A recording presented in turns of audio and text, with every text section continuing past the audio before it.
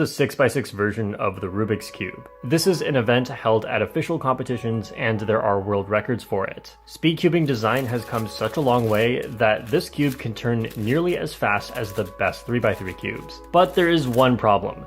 The 6x6 Rubik's Cube should not be possible.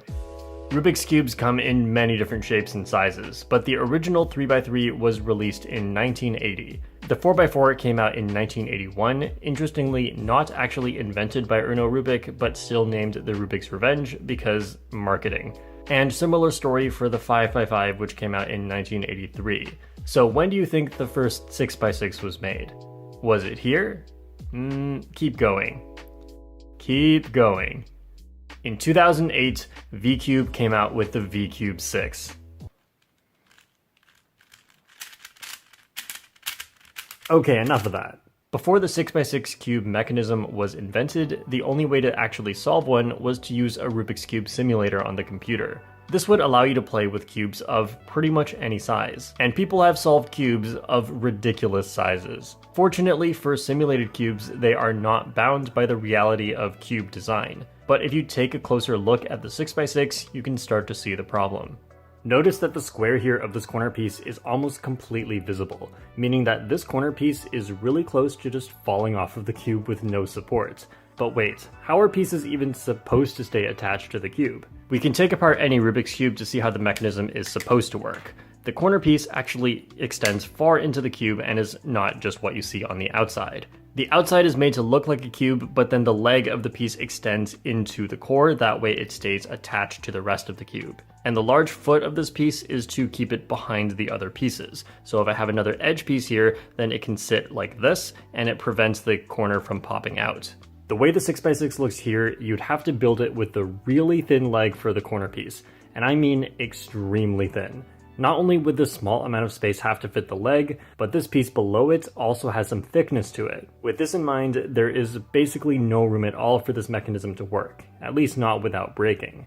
On a 7x7, this design would be literally impossible. On a 6x6, it's just not feasible, but on anything smaller, the design works just fine, as there is plenty of room for the corner leg to fit. So how can a real 6x6 exist? Well, do you see it? It's actually just one simple change. It's only the outer layer that is not big enough, so you can just make it bigger and keep all the other layers small. That way, the corner piece doesn't entirely stick off the puzzle when turning, and the cube can still be held together. And you can sort of see it on this cube. Even though it's a bit of a subtle difference between the layer sizes, when you make a 45-degree turn, there is plenty of room for the corner piece to stay attached. And this difference is much more apparent on something like a 7x7 or even something bigger, like a 10x10. So it is definitely possible to build a 6x6 Rubik's Cube, but the one you see here, which is fully proportional, is not exactly realistic. Okay, wait, there is another problem. For a 3x3 cube, the way it's all held together is that there is a core. The core is made up of all the center pieces. The edge pieces, which have two colors, are held together by going between two center pieces. And once you have multiple edge pieces in there, then you can insert a corner piece in between the edge pieces, like that. This idea of a core, edges, and things between them only works with an odd-numbered cube, because there's a layer in the middle for there to be a core. The 5x5 cube actually works the same way, just with more pieces. But on an even-numbered cube, things are a bit different. There's no middle layer for there to be a core, so instead there's a core on the inside. Now I'll have to show you the inside of a 4x4 to explain what makes this so difficult on a 6x6. Inside a 4x4 there are actually more pieces where if you're just normally solving you would never see them. There's this piece right here which goes between the wing pieces, there's this one right here which goes between center pieces, and there is the center piece. Now if you compare that to a 5x5, those are the same pieces. A 4x4 and a 5x5 have the same number of pieces. Or in other words, a 4x4 is a 5x5, but you cannot see the middle layers. They are just hidden away on the inside, but they are still there. And on a 6x6, it's the same idea. The middle layer of a 7x7 is actually just on the inside of the 6x6 as differently shaped pieces, but still the same pieces. So if you wanted to make a 6x6, you would need as many pieces as a 7x7, and then hide a bunch of those pieces. And remember, if you're inventing this for the first time, a 7x7 has not even been invented yet. And that's not even the end of it. So imagine you had just designed a 7x7 with the middle layer and everything. So now you can take this design and move it to a 6x6 just by using the same design but hiding the middle layer on the inside of the cube. Is there any issue with this design? The answer, of course, is yes. The reason is because this middle layer is still there even in the 6x6, which means if it gets misaligned like this, then the cube doesn't turn anymore.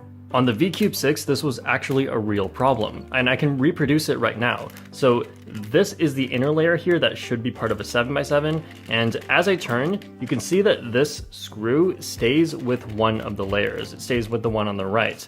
But if I hold the screw in place and turn like that, now you can see it's out of place. The screw is supposed to be in the middle, but it's actually over here now, and this is the same as having a 7x7's inner layer slightly turned like that. So clearly I won't be able to turn sideways anymore, so we can try that. The cube no longer turns.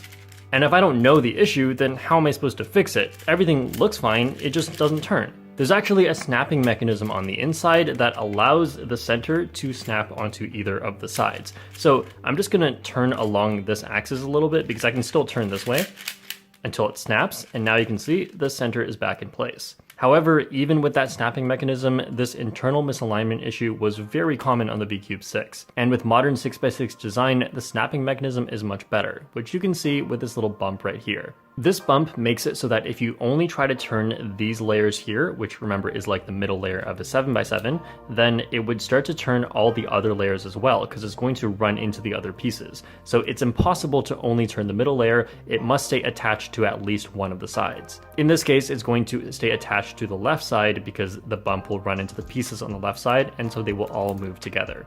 Despite all these challenges that needed to be overcome in order to create the first 6x6, VCube came through. Although compared to the best 6x6s from today, you would say that it's too loud, it's a bit too big, it's hard to turn, it can lock up, it's too heavy, and it has a high risk of pops. That's just a testament to how far cube hardware has come along since then. Nowadays, turning on a 6x6 is more limited by your ability than by the cube, which is just unbelievable considering where it all started.